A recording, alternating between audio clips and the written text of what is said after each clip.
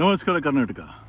ನಾವು ನಮ್ಮ ಪ್ರಯತ್ನ ಜೊತೆಯಲ್ಲಿ ನಮ್ಮ ಮಾಧ್ಯಮದ ಪ್ರಯತ್ನ, ಟ್ರೂ ಲೈಫ್ ನ್ಯೂಸಿನ ಪ್ರಯತ್ನ, ನಿಮ್ಮ ಬಳಿಗೆ ನಾನಾ ರೀತಿಯ ನ್ಯೂಸ್ಗಳನ್ನು, ಸತ್ಯಗಳನ್ನು ಹುಡುಕಿ ತರಲು ಪ್ರಯತ್ನ ಪಡುವುದೇ ಈ ಸಮಾಜದಲ್ಲಿ ಒಂದು ಪರಿವರ್ತನೆ ಆಗಲಿ ಅಂತ. ಅದು ಒಬ್ಬರಿಂದ ಖಂಡಿತ ಸಾಧ್ಯ ಇಲ್ಲ. ನಾವು ತರುವಂಥ ವಿಚಾರಗಳನ್ನು ನೀವು ಧ್ವನಿಗೂಡಿಸಬೇಕು. ಪ್ರಜಾಪ್ರಭುತ್ವದಲ್ಲಿ ಪ್ರಜೆಯೇ ರಾಜ ಅನ್ನೋದನ್ನು ತೋರಿಸ್ಬೇಕು ಅಂತಂದರೆ ನೀವು ನಮ್ಮ ಈ ಒಂದು ವಿಡಿಯೋಗಳನ್ನು ಶೇರ್ ಮಾಡೋದು ಅಥವಾ ಕಮೆಂಟ್ ಬಾಕ್ಸಲ್ಲಿ ಸರ್ಕಾರಕ್ಕೆ ಒತ್ತಡನ ಇರೋದು ಸತ್ಯವಾಗಿದ್ದಾರೆ. ಅಕಸ್ಮಾತ್ ನಾವು ತಪ್ಪಿದ್ರೂ ಸಹ ನಮ್ಮನ್ನು ಸಹ ಪ್ರಶ್ನೆ ಮಾಡಬಹುದು. ಬಟ್ ಒಂದಂತೂ ನಿಜ, ಪ್ರಜಾಪ್ರಭುತ್ವದಲ್ಲಿ ಬದಲಾವಣೆ ಬೇಕೆಂದರೆ, ಈ ಸಮಾಜದ ಶೋಷಣೆ ಆಗುತ್ತಿರುವ ಸಮಾಜದಲ್ಲಿ ಬದಲಾವಣೆ ಆಗಬೇಕೆಂದರೆ ಖಂಡಿತವಾಗಿ ನೀವುಗಳು ನಮ್ಮ ಧ್ವನಿಯನ್ನು ಗೂಡಿಸಿದಾಗ, ನಮ್ಮ ಜೊತೆ ಕೈ ಜೋಡಿಸಿದಾಗ, ನಮ್ಮ ಹೋರಾಟಕ್ಕೆ ನಿಮ್ಮ ಸಹಕಾರ ಕೊಟ್ಟಾಗ ಖಂಡಿತವಾಗಿ ಆ ಬದಲಾವಣೆ ಹಂತವಾಗಿ 2028ಕ್ಕೆ ಆಗಲಿದೆ ಅಂತ ನಾವು ನಂಬುತ್ತಾ, ಪ್ರಜಾಪ್ರಭುತ್ವದಲ್ಲಿ ಪ್ರಜೆಯೇ ಐ ಥಿಂಕ್ ಸಾರ್ವಭೌಮನು. ಆ ಸಾರ್ವಭೌಮನ ಐ ಥಿಂಕ್ ಅವನ ಜೀವನಕ್ಕೆ ಐ ಥಿಂಕ್ ತೊಂದರೆಯಾದಾಗ ಅಥವಾ ಅವನ ಭವಿಷ್ಯ ದಿಕ್ಕು ತಪ್ಪಿದಾಗ ಖಂಡಿತವಾಗಿ ಈ ಒಂದು ಪ್ರಜಾಪ್ರಭುತ್ವದಲ್ಲಿ ಆ ಒಂದು ಧ್ವನಿ ಏನಿದೆ, I think freedom of speech ಅಂತ ಏನಿದೆ, ಅದು ಖಂಡಿತ ಕೆಲಸಕ್ಕೆ ಬರಲಿದೆ. ನಾನೀಗ ಕರ್ನಾಟಕದಲ್ಲಿ ಸುಮಾರು 58 ಟೋಲ್ಗೇಟ್ ಕಂಪನಿಗಳಿದೆ, ರಾಷ್ಟ್ರೀಯ ಹೆದ್ದಾರಿಗಳು. ಜೊತೆಯಲ್ಲಿ ರಾಜ್ಯ ಹೆದ್ದಾರಿಗಳು ಬೇರೆ ಒಂದು 35-36 ಇದೆ. ಈಗ ಕಳೆದ 4-5 ವರ್ಷದಿಂದ ಚರ್ಚೆಯಲ್ಲಿ ಇದ್ದಿದ್ದೇನು ಅಂತಂದರೆ, ಮೈಸೂರು ಮತ್ತು Bengaluru national highway, Mysuru Bengaluru national highway ನಿರ್ಮಾಣ ಮಾಡಿ 3 ವರ್ಷ ಆಗಿದೆ.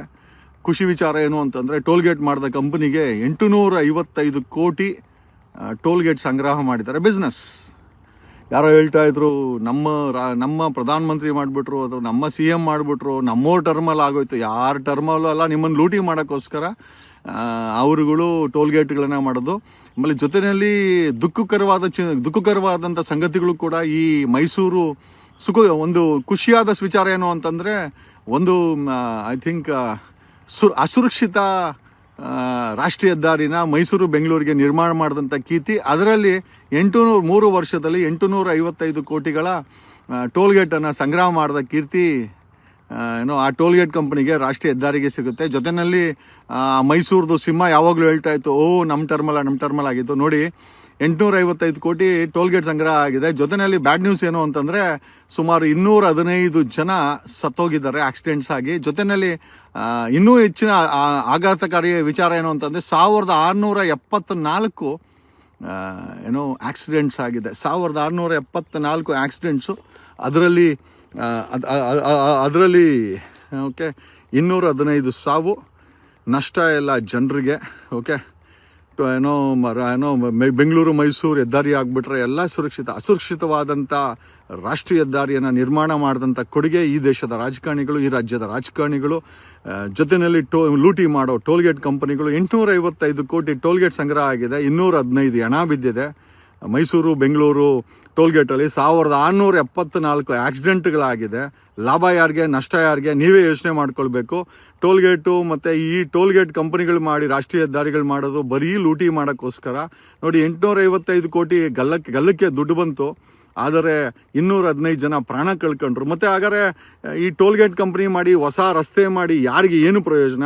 ಬರೀ ಟೋಲ್ಗೇಟ್ ಕಂಪನಿಗಳಿಗೆ ಲೂಟಿ ಮಾಡೋಕ್ಕೊಂದು ದಾರಿ ಐತೆ ಹೊರತು 215 ಜನ ಸಾವಿಗೀಡಾಗಿದ್ದಾರೆ.